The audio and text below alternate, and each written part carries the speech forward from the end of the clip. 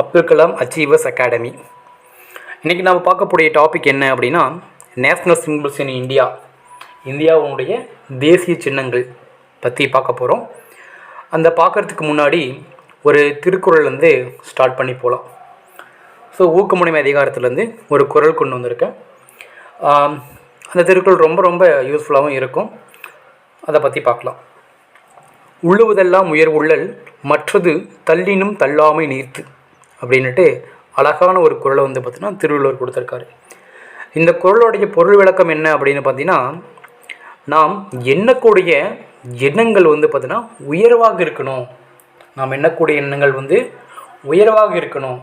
அந்த உயர்வு சம்டைம்ஸ் நம்மளுக்கு கை கொடுக்கலனா கூட நாம் எண்ணக்கூடிய எண்ணத்தை கைவிடக்கூடாது அப்படின்ட்டு அழகாக சொல்லியிருப்பார் திருவள்ளுவர். நாம் எண்ணுவதை உயர்வாக எண்ண வேண்டும். அந்த உயர்வு சம்டைம்ஸ் கை கொடுக்கலனா கூட அந்த எண்ணத்தை கைவிடக்கூடாது அப்படின்ட்டு சொல்லியிருப்பார். எக்ஸாம்பிள் இதை எப்படி எடுத்துக்கலாம் அப்படின்னா, 2025 குரூப் 4 எக்ஸாம் அப்படிங்கிறது நடந்துச்சு. அதுக்கு முன்னாடி நம்ம என்ன பண்ணியிருப்போம், குரூப் 4க்கு பயங்கர டே நைட் எஃபர்ட் போட்டு படிச்சிருப்போம். அப்போ நம்மளுடைய அந்த டார்கெட் உயர்வு என்ன அப்படின்னா, ஸோ அந்த குரூப் 4 கிளியர் பண்ணுறது தான்.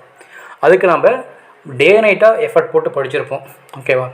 ஆனால் சம்டைம்ஸ் அது என்னது, நம்மளுக்கு கை கொடுக்காமல் போயிடுது. கிளியர் ஆகலை அப்படின்னாலும் நாம் கண்டிப்பாக குரூப் 4 கிளியர் பண்ணுவோம் அப்படிங்கிற எண்ணத்தை நம்ம கைவிடக்கூடாது. அப்புறமேட்டு கூட ஒரு 1 இயர் கழிச்சு கூட நெக்ஸ்ட் 2026 கூட குரூப் 4 எக்ஸாம் வரும். அதில் நம்ம கிளியர் பண்ணிடலாம் அப்படிங்கிற அந்த எண்ணத்தை நம்ம கைவிடக்கூடாது அப்படின்ட்டு இதை எடுத்துக்கலாம்.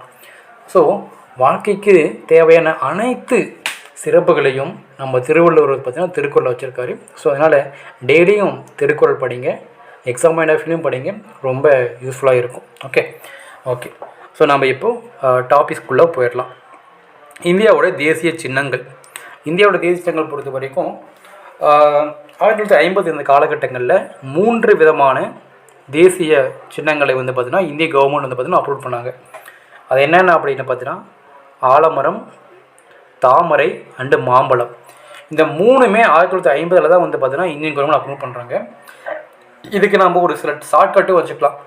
எப்படின்னா, ஒரு மரம் இருக்குது, ஒரு சும்மா வச்சுக்கோங்க, மரம் இருக்குது. அந்த மரம் என்ன பண்ணுது, சில டைமில் சில நாள் கழித்து பூ வைக்கும். ஓகே, அந்த பூ தான் பின்னாடி என்னாகும், ஸோ பழமாக மாறும். அப்போது மரம், பூ, அப்புறம் பழம், இது 3மே ஒரே ப்ராசஸ் 1950. அப்போ 1950 மரம் பொறுத்த வரைக்கும் ஆலமரம், அந்த பூ வைக்கிறது தாமரை, அந்த பூ பழமாகிறது மாம்பழம். ஸோ இது 3மே பார்த்திங்கன்னா ஒரே ப்ராசஸ். ஸோ 1950 3 சின்னங்களை இந்தியன் கவர்மெண்ட் பார்த்திங்கன்னா அப்ரூவ் பண்ணுறாங்க. இப்போ 1 by 1 பார்த்தீங்கன்னா அப்படியே பார்க்கலாம். ஸோ ஃபஸ்ட்டு பார்த்திங்கன்னா ஆலமரம் பொறுத்த வரைக்கும் இதோடைய அறிவியல் பெயர் பொறுத்த வரைக்கும் ஸோ ஃபிக்கஸ் பென்டாலின்சிஸ்ன்னு சொல்லுவாங்க. இந்த சயின்டிஃபிக் நேம் ரொம்ப ரொம்ப இம்பார்ட்டன்ட். ஏன்னா ப்ரீவியஸ் கொஸ்டினில் எப்படி கேட்டான் அப்படின்னா, இதோடைய ஆலமரம் கொடுத்துட்டு இதோடைய சயின்டிஃபிக் நேம் என்னென்னு கொடுத்துட்டு 4 ஆப்ஷன் வச்சுட்டானுங்க. அப்போ இது எது நம்மளுக்கு தெரிஞ்சால் தான் நம்ம கரெக்டாக சூஸ் பண்ண போட முடியும். ஸோ புக்ஸில் பார்த்தீங்கன்னா இந்த சயின்டிஃபிக் நேம் இருக்கானா இல்லை. ஸோ இது கொஞ்சம் அவுட் சோர்ஸ் தான். ஸோ கண்டிப்பாக இதெல்லாம் பார்த்துக்கோங்க, ரொம்ப ரொம்ப இம்பார்ட்டன்ட் தான். ஓகே, அதுக்கடுத்து இதை என்ன சொல்கிறாங்க, கல்ப விருட்சம் அல்லது ஆசைகளை நிறைவேற்றும் மரம் அப்படின்னு கூட சொல்கிறாங்க. இந்தியன் பாட்டனிக்கல் பார்க்னு சொல்லக்கூடிய ஹவுரா, ஓகே, கல்கத்தாவில் இருக்குது. அங்கே ஒரு மிகப்பெரிய ஆலமரம் இருக்குது, ஓகேவா. அதை கூட எக்ஸாம்பிளாக சொல்கிறாங்க. அதேமாரியான ஒரு ஆலமரம் எங்கே இருக்குது அப்படின்னா நம்ம தமிழ்நாட்டில் ஸோ அடையாறு தோசபிக்கல் சொசைட்டி அந்த இதுலேயுமே இருக்குது. ஓகே, அப்போ ஆலமரத்தோட ரொம்ப இம்பார்ட்டன்ட் என்னென்னா அதோட சயின்டிஃபிக் நேம் தான், ஃபிக்கஸ் பென்டாலின்சிஸ் தான். அதுக்கப்புறமேட்டு இது சும்மா பார்த்துக்கோங்க. பட் இம்பார்ட்டன்ட் என்ன அப்படின்னா அதோட சயின்டிஃபிக் நேம் மட்டும் பார்த்துக்கோங்க. ஆலமரம் கொண்டு வரப்பட்ட ஆண்டு 1950. ஓகே, ஸோ நெக்ஸ்ட் பார்த்தீங்கன்னா தாமரை. ஸோ தாமரை பொறுத்த வரைக்கும் இதோட சயின்டிஃபிக் நேம் பார்த்தீங்கன்னா நீலம்பூ நியூசிஃபெரா. ஸோ தாமரை பொறுத்த வரைக்கும் இதுவும் 1950 காலகட்டங்களில் இந்தியன் கவர்மெண்ட் அப்ரூவ் பண்ண ஒரு நேச்சுரல் சிம்பிள் தான். இதோடைய சயின்டிஃபிக் நேமும் நீலம்பூ நியூசிஃபெரா அப்படின்னு சொல்லலாம். அடுத்து மாம்பழம், மேங்கோ பொறுத்த வரைக்கும் இதோடைய சயின்டிஃபிக் நேம் என்ன அப்படின்னா மாஞ்சிஃபெரா இண்டிகா. இதுவுமே 1950 கொண்டு வரப்பட்ட ஒரு நேஷ்னல் சிம்பிள். இது வந்து பார்த்திங்கன்னா ஃப்ரூட்ஸோட கிங்ஸ் அப்படின்னு சொல்லலாம், ஃப்ரூட்ஸ் ஆஃப் கிங்ஸ் அப்படின்னு சொல்லலாம், பழங்களின் அரசன் அப்படின்னு சொல்லுவாங்க. அதுக்கப்புறம் என்ன இதில் எக்ஸ்ட்ரா ஒரு பாயிண்ட் கொடுத்துருக்காங்க. இது வந்து புக்கில் இருக்கக்கூடிய ஒரு பாயிண்ட்டு, இமாம் பசந்த்னு சொல்லி. இமாம் பசந்த் அப்படிங்கிறது ஒரு டைப் ஆஃப் மேங்கோ தான். இது வந்து பார்த்திங்கன்னா முகலாயர்கள் பீரியடில் கிங்குக்கு மட்டும் தனியாக கொடுக்கப்பட்ட ஒரு சிறப்பு வகை மாம்பழங்கள் அப்படின்னு சொல்லுவாங்க. ஸோ கிங்குக்கான அரசர்களும் உருவாக்கப்பட்ட ஒரு சிறப்பு வகை மாம்பழம் தான் இந்த இமாம் பசந்த். ஓகே. ஸோ அப்போ 1950 3 விதமான நேஷனல் சிம்பிள்ஸ் கொண்டு வந்தாங்க. ஒன்று மரம், அப்புறம் பூ, அப்புறமேட்டு பழம். மரம் பொறுத்த வரைக்கும் ஆலமரம், பூ பொறுத்த வரைக்கும் தாமரை, பழம் பொறுத்த வரைக்கும் மாம்பழம் அப்படின்னு சொல்லலாம். இது 3 விதமான சிம்பிளும் கொண்டு வந்திருப்பாங்க. ஓகே. So next 1963. ஸோ 1963 மயில் வந்து பார்த்திங்கன்னா பிப்ரவரி 1 வந்து பார்த்திங்கன்னா நேஷ்னல் சிம்பிளாக இந்திய கவர்மெண்ட் வந்து பார்த்திங்கன்னா அங்கீகரித்தாங்க. ஓகே. இந்த மயிலுக்கான ஒரு சரணாலயமே இருக்குது. எங்கே அப்படின்னா தமிழ்நாட்டில். அந்த சரணாலயம் எங்கே இருக்குன்னா விராலிமலை, புதுக்கோட்டை டிஸ்ட்ரிக்டில் இருக்குது.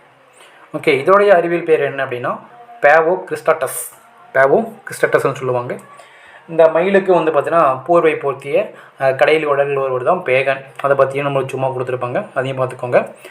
இது பார்க்குறதுக்கு ரொம்ப பியூட்டிஃபுல்லாக இருக்கும். பீகாக் அப்படின்னாவே அதோடைய சிறப்பு என்னது, பியூட்டிஃபுல், அழகு, அப்புறம் ஸோ கம்பீரம். ஸோ இது ரெண்டுமே சொல்லுவாங்க. ஸோ மயில்னால் பொறுத்த வரைக்கும் நம்ம எக்ஸாம் மைண்டோட கேட்டால் எப்போ வந்து கொண்டு வந்தாங்க, பிப்ரவரி 1 1963. தமிழ்நாட்டில் மயிலுக்கான சரணாலயம் எங்கே இருக்குது அப்படின்னா விராலிமலையில் இருக்குது, புதுக்கோட்டை டிஸ்ட்ரிக்கு. இதோடைய அறிவியல் நேம் என்ன அப்படின்னா பேவோ கிறிஸ்டாட்டஸ். ஓகேவா? Okay. So next Bengal tiger. So வங்காள புலி 1973 கொண்டு வந்திருப்பாங்க. ஸோ உடைய சயின்டிஃபிக் நேம் என்ன அப்படின்னா ஸோ பேந்தீரா டிக்ரிஸ் அப்படின்னு சொல்லுவாங்க. இந்திய காடுகளில் நிஜராஜா. இது என்ன நிஜராஜா? ஸோ காடுகளுடைய கிங் அப்படின்னா சிங்கம் சொல் கேள்விப்பட்டிருக்கோம். இது என்ன நிஜராஜா அப்படின்னா மேக்சிமம் இந்த அறிவியலாளர்களுடைய கருத்துப்படி காட்டுகளோட சிங்கம் என்ன அப்படின்னா ஸோ புலியை தான் சொல்லுவாங்க. ஓகே. இதை கொஞ்சம் பார்த்துக்கோங்க. ஸோ என்ன வருஷம் கொண்டு வந்தாங்க? 1973. ஸோ சயின்டிஃபிக் நேம் என்ன? ஸோ பேந்தீரா டிக்ரிஸ்ன்னு சொல்லுவாங்க. ஓகே. ஸோ நெக்ஸ்ட்டு கங்கையாறு. கங்கையாறு பொறுத்த வரைக்கும் 2008 நவம்பர் 4 கங்கையாற்றை வந்து பார்த்திங்கன்னா நேஷ்னல் ரிவராக வந்து பார்த்திங்கன்னா கொண்டு வராங்க. இதோடைய ஃப்ளோயிங் லென்த்து இந்தியாவில் எத்தனை கிலோமீட்டர்னா 2525 கிலோமீட்டர் இருக்குது. அதேமாதிரி பிரம்மபுத்திராவும் கொடுத்துருப்பாங்க. பட் பிரம்மபுத்திரா வந்து புக்கில் கொடுத்துருப்பாங்க. ஸோ 3848 கிலோமீட்டரும் கொடுத்துருப்பாங்க. இதுவும் சும்மா பார்த்துக்கோங்க. ஸோ கங்கா நேஷ்னல் ரிவராக அறிவிக்கப்பட்ட தேதி ஆண்டுனா 2008 நவம்பர் 4. இந்தியாவில் இதோடைய ஃப்ளோயிங் லென்த் என்னென்னா 2525 கிலோமீட்டர். அது மட்டும் இல்லாமல் கங்கை நதிபுரத்து கோதுமை பண்டம் அப்படின்ட்டு பாரதியார் வந்து பார்த்திங்கன்னா ஒரு லைன்ஸ் வந்து பார்த்திங்கன்னா சொல்லியிருப்பார், பாடியிருப்பார். அதையுமே புக்கில் வந்து பார்த்திங்கன்னா கொடுத்துருக்காங்க. ஸோ அதையும் கொஞ்சம் பார்த்துக்கணும். ஸோ கங்கையாறு 2008 November 4, flowing length 2525 kilometre. So கங்கை நதிபுரத்து கோதுமை பண்டம் பாடியவர் பாரதியார். ஓகே. இதில் அவ்வளோதான், பெருசாக அதில் ஒன்றும் கிடையாது. ஸோ வாட் ஸ்பாட்டில் தான் பார்த்துட்டு இருப்போம், அதை மட்டும் பார்த்துக்கோங்க. அடுத்து ஆற்று ஓங்கில். ஸோ ஆற்று ஓங்கில் பொறுத்த வரைக்கும் தேசிய நீர்வாழ் விலங்காக அனுசரிச்சிருப்பாங்க. தேசிய நீர்வாழ் விலங்கு ஒன்று வந்து பார்த்தீங்கன்னா national animal. So national animal அப்படின்னா ஸோ வங்காள புலி. இது நீர்வாழ் விலங்கு அப்படின்னா 2010 கொண்டு வந்திருப்பாங்க ஆற்று ஓங்கில். 2010 அக்டோபர் 5 வந்து கொண்டு வந்திருப்பாங்க. ஓகேவா? ஒவ்வொரு மந்த்துமே அக்டோபர் 5 எவரி அக்டோபர் 5 ஆற்று ஓங்கில் தினம் பண்ணியிருப்பாங்க. Okay. So next IUCN list 1 first table வந்து பார்த்திங்கன்னா ஆற்று ஓங்கிலில் மிகவும் என்ன சொல்லலாம் என்டேஞ்சர்ட் லிஸ்ட்டில் கொண்டு வந்திருப்பாங்க. அழிந்து வரக்கூடிய உயிரினத்தில் வந்து பார்த்திங்கன்னா இந்த ஆற்று ஓங்கில் வந்து பார்த்திங்கன்னா ஆட் பண்ணியிருக்காங்க 1972 லிஸ்ட்டு 1 ஃபஸ்ட்டு டேபிளில். இது ஒரு தோராயமாக 5 to 8 ஃபீட் வந்து பார்த்திங்கன்னா வளரக்கூடிய ஒரு விலங்காகவும் இருக்குது. இதுக்குன்னு ஒரு தனி சரணாலயம் இருக்குது. அங்கே எப்படி வந்து பார்த்திங்கன்னா மயிலுக்கு சரணாலயம் பார்த்தோம் புதுக்கோட்டை விராலிமலையில் தமிழ்நாட்டில்.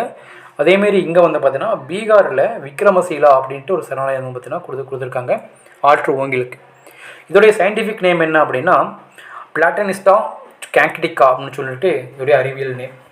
ஸோ எவரி அறிவியல்லையும் இதில் இருக்கிறது எல்லாமே இம்பார்ட்டன்ட் தான். எப்படி வேணாலும் கொஷின் கேட்கலாம், அதனால் பார்த்துக்கோங்க. அது மட்டும் இல்லாமல் இதோடைய சிறப்பியல்புகள் என்ன அப்படின்னு பார்த்தீங்கன்னா, வௌவால்கள் போலவே வௌவால் எப்படி நைட் டைம் தன்னுடைய இரையை பிடிக்கிறதுக்காக மீயுளை யூஸ் பண்ணி இரையை பிடிக்குதோ, அதுபோல் இந்த ஆற்று ஓங்கிலும் தன்னுடைய இரையை பிடிப்பதற்காக மீயொலிகளை பார்த்திங்கன்னா பயன்படுத்துது. அது மட்டும் இல்லாமல் இதோடைய விஷன் பவர் பார்த்திங்கன்னா ரொம்ப லோ தான். ஸோ பார்வைத்திறன் அப்படிங்கிறது ரொம்ப குறைவாகவும் இருக்குது. இதையுமே குறிப்பிட்டிருக்காங்க. ரொம்ப இம்பார்ட்டன்ட் என்ன, இதோடைய அறிவியலையும் பார்த்துக்கோங்க. அக்டோபர் 5 தான் கொண்டு வந்தாங்க 2010. அப்புறம் 1972 ஐயூசிஎன் லிஸ்ட்டில் ஃபஸ்ட் டேபிளில் இருக்குது. மிகவும் அழிந்து வரக்கூடிய இனத்தில் இந்த ஆற்று ஓங்கில் இருக்குது. பீகார் விக்ரமஷீலாவில் பார்த்திங்கன்னா இதுக்கான சரணாலயம் கொண்டு வந்திருக்காங்க. அதேமாரி பார்த்தீங்கன்னா இதோடைய அறிவியல் நேம் பிளான்டனிஸ்டா கேங்கடிகா. அதேமாரி பார்த்தீங்கன்னா மீயொலிகளை பயன்படுத்தி இரையை பிடிக்குது வௌவால் போல். அதேமாரி இதோடைய முதலையோடைய வாயும், கரியவால் முதலையோடைய வாயும் ஆற்றுங்களுடைய வாயும் கிட்டத்தட்ட ஒரே மாதிரியாக இருக்கும் அப்படின்னு சொல்லியிருக்காங்க. ஸோ இதெல்லாம் இதோடைய ஆற்றுங்களுடைய இம்பார்ட்டண்டான ஒரு டேட்டாஸ். அடுத்து நம்ம பார்க்க போகிறது என்ன அப்படின்னா யானை பொறுத்த வரைக்கும் 2010 அக்டோபர் 2 இப்போ ஆற்றுல பார்த்திங்கன்னா யானை தண்ணி குடிக்க வருது அப்படின்னு வச்சுக்கோங்க. அப்போ 6/4/2010 தான் கங்கை யானை தண்ணி குடிக்க வருது எங்கள் ஆற்றுக்க. அப்போ அது 2010 தான் இது ரெண்டுமே. அப்போ இது பார்த்திங்கன்னா நேஷ்னல் ஹெரிட்டேஜ் அனிமல்னு சொல்லுவாங்க. நேஷ்னல் ஹெரிட்டேஜ் அனிமல், பாரம்பரிய விலங்கு. ஸோ தேசிய விலங்கு வேறு, தேசிய பாரம்பரிய விலங்கு வேறு. தேசிய விலங்குனா Bengal tiger, national heritage animal அப்படின்னா பாரம்பரிய விலங்கு அப்படின்னா யானைன்னு சொல்லலாம். ஸோ இதோடைய சயின்டிஃபிக் நேம் என்ன அப்படின்னு பார்த்தீங்கன்னா அதே தான்.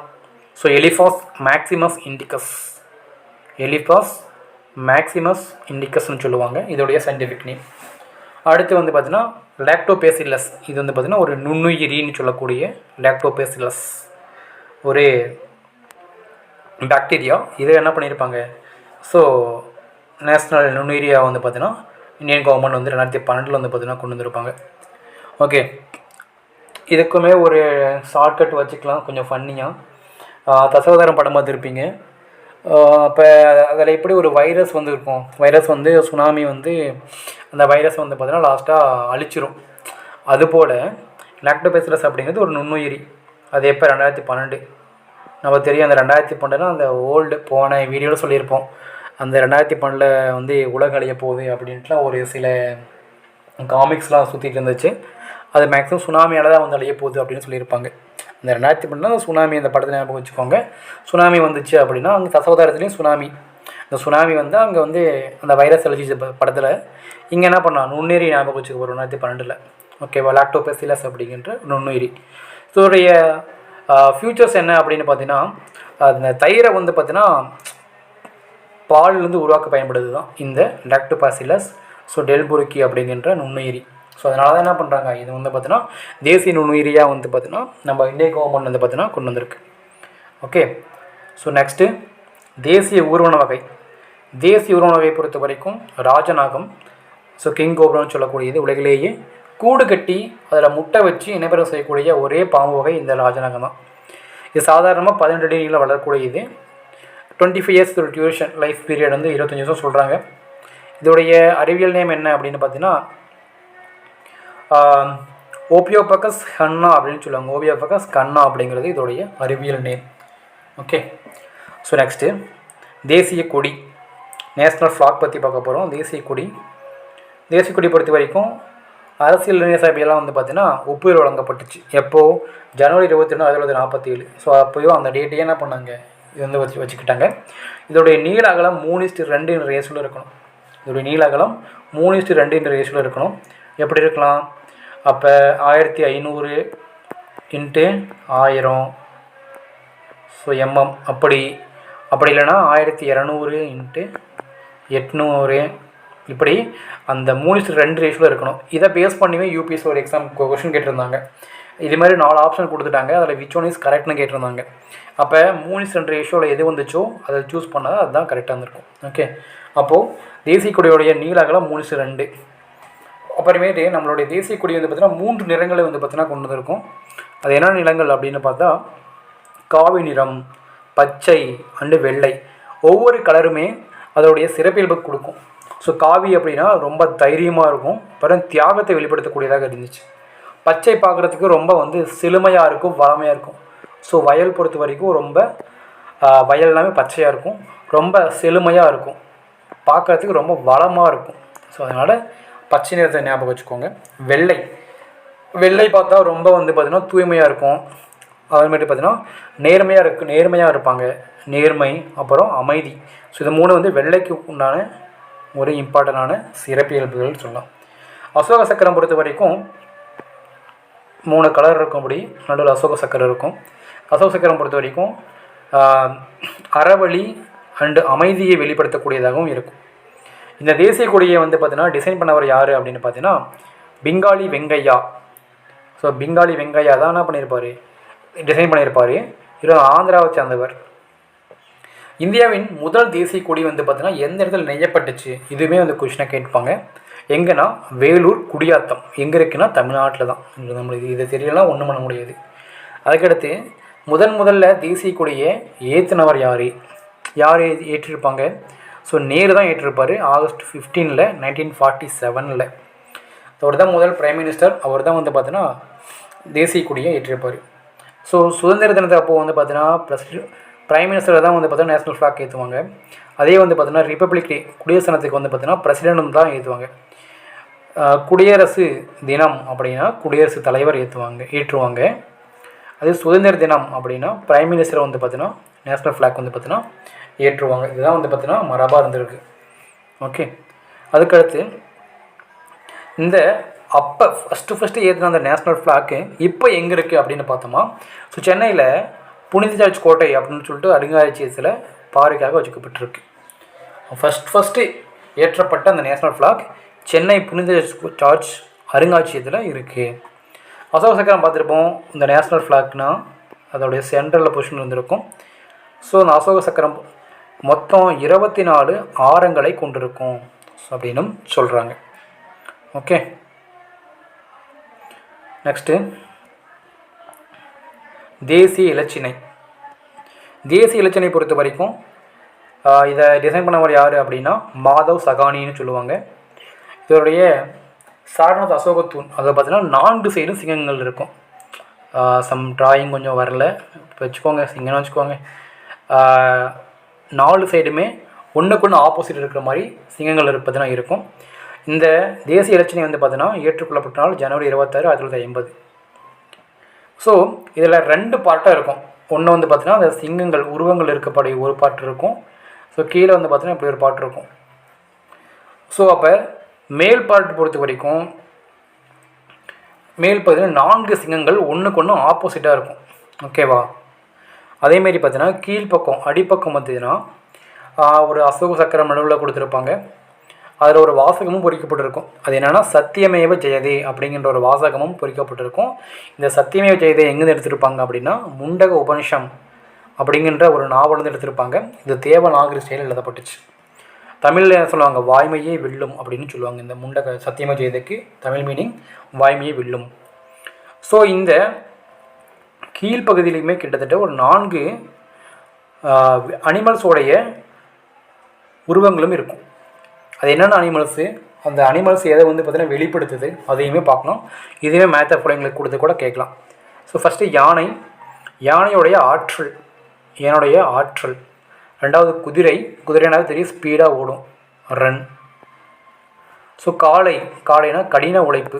ஸோ நம்ம வயல் ஏறு போட்டி விதைக்கிறது எல்லாமே காளை யூஸ் பண்ணுவாங்க, அதனால் உழைப்பு வச்சு. சிங்கம் பொறுத்த வரைக்கும் கம்பீரம். ஸோ அதில் அந்த ஒன்று ஆப்போசிட் இருக்கும் சொல்லியிருப்போம் மேல் பகுதியில். ஸோ அந்த சிங்கமும் கொடுத்துருப்பாங்க கீழே. அப்போ அந்த தேசிய இலச்சினையில் கிட்டத்தட்ட எத்தனை உருவங்கள் பொறிக்கப்பட்ட விலங்குகள் இருக்குன்னா 4 விலங்குகள். ஓகேவா? எல்லாம் நல்லா பார்த்துக்கோங்க, எப்படினாலும் கொஸ்டின் கேட்பாங்க. அடுத்து தேசிய கீதம் பொறுத்த வரைக்கும் இதை ரோட் பண்ணவர் யாருன்னா ரவீந்திரநாத் தாகூர். ஸோ எந்த மொழியில் எழுதியிருப்பாங்கன்னா வங்காள மொழியில் எழுதியிருப்பாங்க. இது எப்போ ஏற்றுக்கொள்ளப்பட்டுச்சுன்னா ஜனவரி 24, 1950 இந்தி மொழியாக்கம் செஞ்சுருப்பாங்க. அந்த இந்தி மொழியாக்கம் செய்யும் போது தான் 1950 இதே எழுதி வச்சுக்கிட்டாங்க. ஸோ முதலாக இந்த 1911 டிசம்பர் 27 கல்கத்தா காங்கிரஸ் நடக்கும் போது பாடப்பட்டுச்சு. இது வந்து ப்ரீவியஸ் கொஸ்டினில் கேட்கப்பட்ட ஒரு கொஸ்டின். ஸோ முதல்ல தேசிய கீதம் பாடப்பட்ட இயர் என்னன்னு கேட்டாங்க. எப்போ என்னென்ன இயர்? 1911 டிசம்பர் 27 கல்கத்தா காங்கிரஸ் செஷனில் பாடப்பட்டுச்சு. இதோடைய டியூரேஷன் என்ன அப்படின்னா 52 செகண்டு, 52 வினாடிக்குள்ளே நம்ம தேசிய கீதத்தை பாடி முடிச்சிடணும். அப்படின்னா அது ஷார்ட் வெர்ஷன் வந்து 20 செகண்டு, 20 நிமிஷத்தில் பாடி முடிக்கணும். ஸோ இதை பார்த்தீங்கன்னா முதல்ல இந்த பாடப்பட்ட போது என்ன ராகத்தில் வந்து பார்த்து தேசிய கீதம் பாடப்பட்டுச்சு அப்படின்னா அல்கையா பிலாவல் அப்படிங்கிற ஒரு ராகத்தில் தான் பாடப்பட்டுச்சு. அல்கையா பிலாவல் அப்படிங்கிற ராகத்தில் பாடப்பட்டுச்சு. அடுத்து தேசிய பாடல் பொறுத்த வரைக்கும் வந்தே மாதரம் எழுதியவர் பார்த்தீங்கன்னா பங்கிம் சந்திர சாட்டர்ஜி. இதுக்கு பின்னர் இசையமைச்சவர் யாங்கன்னா ரவீந்திரநாத் தாகூர் தான் பின்னாடி இதுக்கும் இசையமைச்சிருக்காரு. அதேமாரி அங்கே எப்படி தேசிய கீதம் முதல் எங்கே பாடப்பட்டுச்சு கேட்டாங்களோ அதேமாரி வந்தே மாதரமும் முதல் எங்கே பாடப்பட்டுச்சுன்னு கொஸ்டின் கேட்கலாம். எங்கன்னா 1896 காங்கிரஸ் மாநாட்டில் தான் இது. அது 1911, இது 1896. அதுக்கு முன்னாடியே வந்தே மாதரம் பாடப்பட்டிருக்கு. அதுவும் கல்கத்தா காங்கிரஸ் மாநாடு தான். தேசிய கீதமும் இந்த வந்தே மாதரமும் கல்கத்தா காங்கிரஸ் மாநாடு தான். ஓகேவா? இயர் மட்டும் சேஞ்ச் ஆகுது. 1917, 1996. ஓகே. இந்த வந்தே மாதரத்துடைய சரணத்துடைய ஆங்கில பதிப்பு வந்து பார்த்தீங்கன்னா யார் மொழிபெயர்த்திருக்காங்கன்னா ஸ்ரீ அரவிந்த் அப்படிங்கிறவர் பார்த்தீங்கன்னா வந்தே மாதரத்தோட ஆங்கில மொழிபெயர்ப்பு பண்ணியிருக்காங்க. நம்ம இந்த வந்தே மாதரம் தேசிய பாடல் எப்போ ஏற்றுக்கொள்ளப்பட்டுச்சுன்னா இதுவும் 1950 ஜனவரி 24 ஏற்றுக்கொள்ளப்பட்டிருக்கு.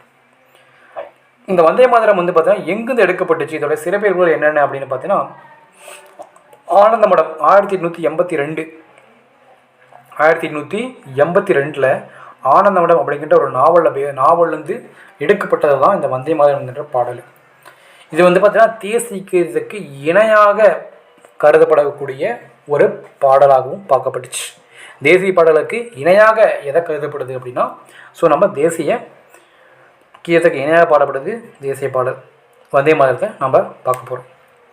அடுத்து தேசிய உறுதிமொழி 1962 கொண்டு வந்திருக்காங்க. இந்தியா எனது தாய்நாடு அது மாதிரி ஸ்டார்ட் ஆகும். இது தெலுங்கில் தான் எழுதியிருப்பாங்க. யாருன்னா பிதிமாரி வெங்கட சுப்பராவ் அப்படிங்கிறவர் பார்த்தீங்கன்னா கொண்டு வந்திருப்பாங்க. ஓகே.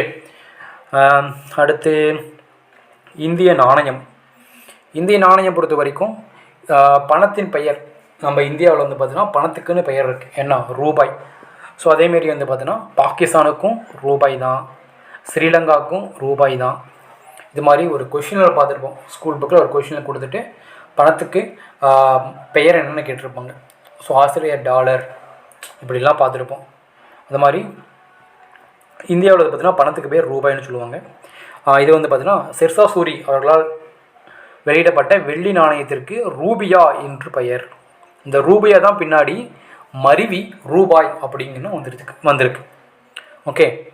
ரூபாய்க்கான சின்னத்தை வந்து பார்த்தீங்கன்னா டிசைன் பண்ண சொல்லி 2010 வந்து பார்த்தீங்கன்னா இந்தியன் கவர்மெண்ட் வந்து பார்த்தீங்கன்னா சொல்கிறாங்க. அப்போ நிறையா டிசைனர்ஸ் வந்து பார்த்தீங்கன்னா எங்களுக்கான டிசைனிங் வந்து பார்த்தீங்கன்னா கொடுக்குறாங்க. அப்படி கொடுக்கும்போது யாரோட டிசைன் வந்து பார்த்தீங்கன்னா ஏற்றுக்கொள்ளப்பட்டுச்சு அப்படின்னா நம்ம தமிழ்நாட்டை சேர்ந்த உதயகுமார் அவருடைய டிசைன் வந்து பார்த்தீங்கன்னா ஏற்றுக்கொள்ளப்பட்டுச்சு. அப்போ 2010 தான் இந்த ரூபாய்க்கான ஒரு சிம்பிளே வந்து பார்த்தீங்கன்னா கிரியேட் ஆகுது. அதை கிரியேட் பண்ணவர் யார், டிசைன் பண்ணவர் யார் அப்படின்னா நம்ம உதயகுமார் சொல்லலாம். 2010. ஸோ ஜூலை 15 நினைக்கிறேன். ஜூலை 15 டேட்டில். ஓகே. அடுத்து தேசிய நாட்காட்டி. ஸோ இது தேசிய நாட்காட்டி பொறுத்தவரைக்கும் கனிஷ்கர் பீரியட்லேயே ஸ்டார்ட் ஆச்சுன்னு சொல்கிறாங்க. அது வந்து பார்த்தீங்கன்னா கிபி 78 சக ஆண்டு முறை அதை பின்பற்றி தான் தேசிய நாட்காட்டி வந்து பார்த்தீங்கன்னா இது பண்ணுறாங்கன்னு சொல்லியிருக்காங்க. இளவேநீர் காலத்தில் மார்ச் 22 ஆகவும் லீவ் ஃபாண்டாக இருந்துச்சுன்னா மார்ச் 21 ஆகவும் வச்சு தேசிய நாட்காட்டி வந்து பார்த்தீங்கன்னா கொண்டு வராங்க. இந்த தேசிய நாட்காட்டி தான் ஏற்றுக்கொள்ளப்பட்ட நாள் எப்போ அப்படின்னா 1957 மார்ச் 22. இந்த தேசிய நாட்காட்டி வந்து பார்த்தீங்கன்னா பரிந்துரை அளித்த குழு என்ன குழு அப்படின்னா மேக்நாத் ஷாகா அவருடைய இவர் பார்த்தீங்கன்னா ஒரு வானியற்பியலாளர். அவருடைய குழு தான் வந்து பார்த்தீங்கன்னா இதுக்கு பரிந்துரை அளிக்குது. ஓகே. ஸோ நெக்ஸ்ட்டு பாசறை திருமணம். இந்த பாசறை திருமணம் பொறுத்த வரைக்கும் அந்த குடியரசு தினம் முடிஞ்சு ஒரு 3 days கழிச்சு 26 ஸ்டார்ட் ஆகுமா? 26 ஸ்டார்ட் ஆகும். இந்த 26 ஸ்டார்ட் ஆகி ஒரு 3 days 29 தான் வந்து பார்த்தீங்கன்னா அந்த அணிவகுப்புலாம் நடந்திருக்கும். ஒவ்வொரு டிபார்ட்மெண்ட்ஸ் ஆகவும் ஒவ்வொரு ஸ்டேட் ஆகவும் என்ன பண்ணியிருப்பாங்க, அணிவகுப்பு நடத்தியிருப்பாங்க. அணிவகுப்பு மீண்டும் அந்த அணிவகுப்பு நடத்திருப்பாங்க. பின்னாடி வந்து பார்த்தீங்கன்னா ஒவ்வொரு டிபார்ட்மெண்ட்டு அப்புறம் மிலிட்ரி எக்ஸசைஸ் இதுங்களாம் அணிவகுப்பு நடத்துவாங்க. அந்த அணிவகுப்பு நடத்தி முடிஞ்சு போகிற அந்த 3வது நாள் தான் 29. அந்த நாள் தான் என்ன பண்ணுவாங்க, பாசறை திரும்பும் நாள் அப்படின்ட்டு சொல்லிட்டு இந்திய கவர்மெண்ட் வந்து பார்த்தீங்கன்னா ஒவ்வொரு ஜனவரி எண்ணும் அனுசரிக்கப்படுது. அப்புறம் காந்தி ஜெயந்தி கொடுத்துருப்பாங்க October 2, அது தெரிஞ்ச விஷயம். இந்த காந்தி பிறந்த நாள் வந்து பார்த்தீங்கன்னா சர்வதேச அகிம்சை நாளாக ஐநா சபை 2007 வந்து பார்த்தீங்கன்னா கொண்டாடி வந்து வருகிறது. அந்த 2007 தான் ஸோ காந்தி பிறந்த நாள் சர்வதேச அகிம்சை நாளாக வந்து பார்த்தீங்கன்னா ஐநா வந்து பார்த்தீங்கன்னா செலிப்ரேட் பண்ணிட்டு வராங்க. ஓகே, நெக்ஸ்ட்டு அதுக்கடுத்து தேசிய காய்கறினா ஸோ இந்த பூசணி அப்படின்னு சொல்லலாம். அடுத்து தேசிய விளையாட்டு. நம்ம இந்தியாவுக்குன்னு தேசிய விளையாட்டு எதுவுமே கிடையாது. பட் ஆனால் அதிகாரப்பூர்வமாக எதுவும் இல்லை. ஆனால் ஹாக்கி அப்படின்னு சொல்கிறாங்க. பட் ஆனால் அதிகாரப்பூர்வமாக இது வரைக்கும் தேசிய விளையாட்டு அப்படிங்கிறது கிடையவே கிடையாது இந்தியாவுக்கு. ஓகே, நெக்ஸ்ட்டு தமிழ்நாட்டிலும் தேசிய சின்னங்கள். அப்போ நம்ம இந்தியா லெவலில் பார்த்துட்டோம். அதுக்கடுத்து நம்ம தமிழ்நாட்டு லெவலில் பார்க்கலாம். தமிழ்நாட்டில் பார்க்கும்போது நம்மளுடைய பாடல் அப்படின்னா தமிழ்தாய் வாழ்த்து. அதுக்கடுத்து விலங்கு பொறுத்த வரைக்கும் நீலகிரி வரையாடு. முத்திரை பொறுத்த வரைக்கும் ஸ்ரீவில்லிபுத்தூர் கோபுரம். இந்த சிம்பிளில் வந்து பார்த்திங்கன்னா ஒரு கோபுரம் இருக்கும். அந்த சிம்பிள் என்னன்னா ஸ்ரீவில்லிபுத்தூர் கோபுரம் தான். அடுத்த லாங்குவேஜ் பொறுத்த வரைக்கும் நம்மளுக்கு தமிழ். விளையாட்டு பொறுத்த வரைக்கும் கபாடி. நடனம் பொறுத்த வரைக்கும் பரதநாட்டியம். காய்கறி பொறுத்த வரைக்கும் கத்தரிக்காய். அங்கே எப்படி பூசணியோ நேஷ்னல் கேட்டால் பூசணி. அதே வந்து பார்த்தீங்கன்னா தமிழ்நாடு பொறுத்த வரைக்கும் காய்கறி வந்து பார்த்தீங்கன்னா கத்தரிக்காய். ஓகே, அடுத்து பழம் பொறுத்த வரைக்கும் பலா. இதோடைய சயின்டிஃபிக் நேம் வந்து பார்த்தீங்கன்னா ஆட்டோகார்பஸ் ஹெட்ரோபில்லஸ்னு சொல்லுவாங்க. அடுத்து இதோடைய நம்ம பறவை பொறுத்த வரைக்கும் மரகத புறா. ஸோ சால்பாஸ் இண்டிகான்னு சொல்லுவாங்க. சால்கோபஸ் இண்டிகா அதான் விலங்கு பொறுத்து நீலகிரி வரையாட பங்கையை பார்த்துருப்போம். ஸோ இதோடைய நீல்கிரி ட்ராக்கஸ் ஹெலோக்ரேஸ் சொல்லுவாங்க. அதுக்கடுத்து மாநில பட்டாம்பூச்சி தமிழ் மரவன் அப்படின்னு சொல்லக்கூடியது. ஸோ சிரோரா தைஸ் அப்படின்னு சொல்லுவாங்க.